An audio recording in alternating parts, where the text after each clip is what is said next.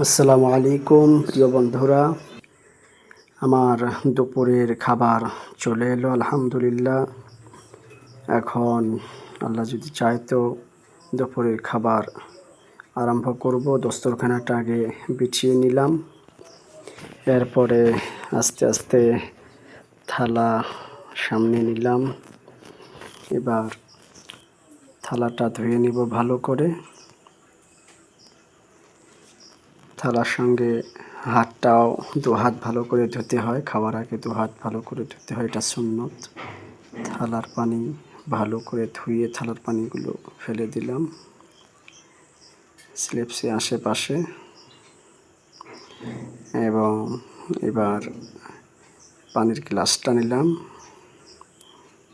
কাপে করে পানি খাই এবং এই কাপে আমি চা খাই, পানিও খাই। কাপটা আগে ভালো করে ধুয়ে নিই। যে কোনো জিনিস 2 থেকে 3 বার ধোয়াটা উত্তম। যদি পরিষ্কারে থাকে একবার ধুয়ে নিলে হয়ে যাবে।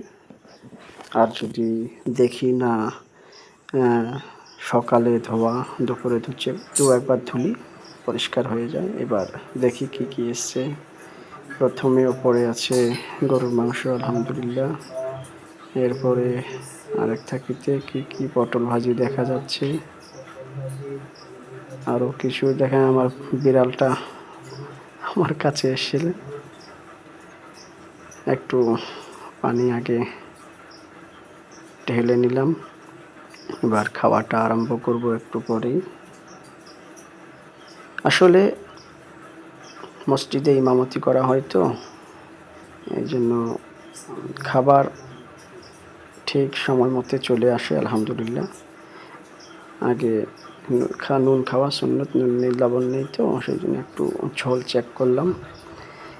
ভাত মাশাআল্লাহ, শাক ভাজি, তারপরে আম দিয়েছে, তারপরে টেকিয়া দিয়েছে। টিকিয়াটা বেশ সুন্দর, ভালো বা সুন্দর লাগছে, দেখতেও ভালো লাগছে, খেতে আরও ভালো লাগবে মাশাআল্লাহ। ভেন্ডি ভাজি, পটল ভাজি আছে, এটা গরুর গোশ। আর পটল ভাজির পাশে আলু ভাজিও রয়েছে, এটা ভাত মাশাআল্লাহ। এবার খাওয়া আরম্ভ করলাম। ঝোল একটু আগে ঢেলে নিলাম, এবার আস্তে আস্তে বিসমিল্লাহ বলে খাওয়া আরম্ভ করলাম। এইভাবেই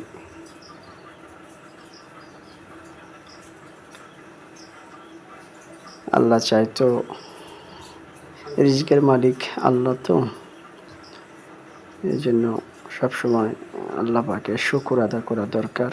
আল্লাহ পাক তিনি খাওয়াচ্ছেন, আল্লাহ পাকের শুকরিয়া সবসময় আদায় করার দরকার।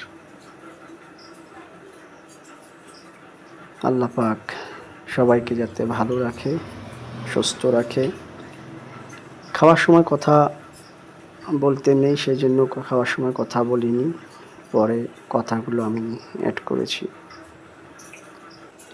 তো খাওয়া আস্তে আস্তে আমার শেষ হয়ে গিয়েছিল, দিয়ে এবার আমি থালা বাসন ধোবো।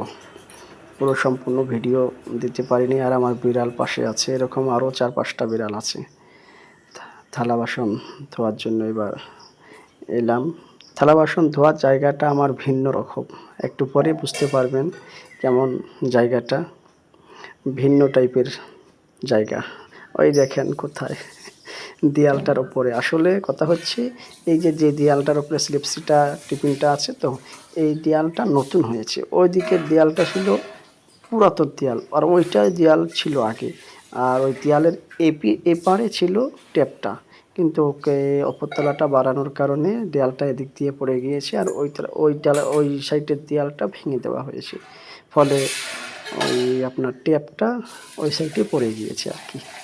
তো ওইটা এই সাইডে করা হবে, দিয়ে সময়ও পাওয়া যাচ্ছে না, সেই জন্য করতেও পারছে না। মোতাবল্লি সাহেবগণ এবার আসতে ভালো করে টিফিনগুলো ধুয়ে এলেই থালা বাসন মাজার সাবানটা অনেকদিন, মানে সেই রাত্রেবেলা ধুয়েছিলাম তো শুকিয়ে গিয়েছে, সেই জন্য একটু পানি দিলাম আগে। এবার ভালো করে ধুয়ে নিই, আগে মেজে নিয়ে তারপরে এক এক করে সবগুলো মেজে নিব, তারপরে আস্তে আস্তে ধোবো। প্রিয় বন্ধুরা,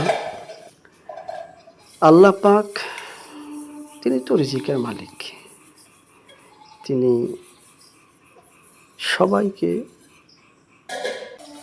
রিজিক কোথাও না কোথাও থেকে তিনি ব্যবস্থা করে দেন। তিনি রিজিকের মালিক। তো আমরা যেখানেই রিজিক পাই না কেন, যেখানেই রিজিক যার কাছ থেকেই পাই না কেন, আমরা যেন আল্লাহ পাকের শুকরিয়া সবসময় আদায় করি। তিনি খাওয়ানোর মালিক, এই জন্য সবসময় আল্লাহ পাকের শুকরিয়া আদায় করার দরকার।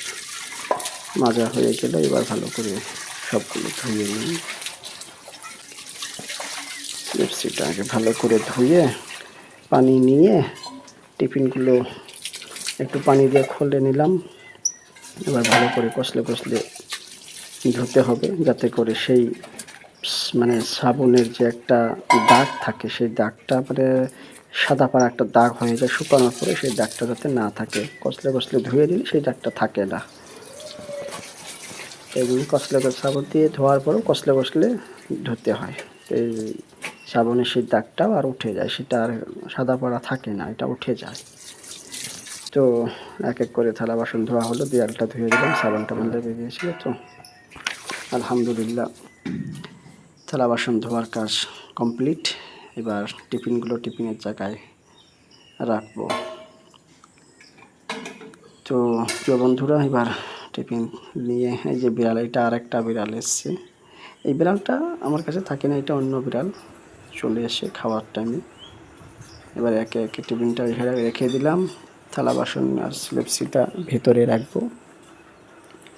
আলহামদুলিল্লাহ, এই ছিল আজকের আমার ভিডিও। সবাই দোয়া করবেন। আল্লাহ হাফিজ। আল্লাহ সবাইকে ভালো রাখুন। আমিন।